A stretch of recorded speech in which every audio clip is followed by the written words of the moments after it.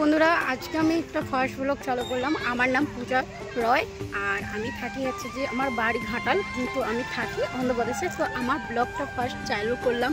Please তোমরা support করো, একটু ভালোবাসা দিও। এই নতুন চ্যানেলটা ক্রিয়েট করেছি অনেক কষ্টে।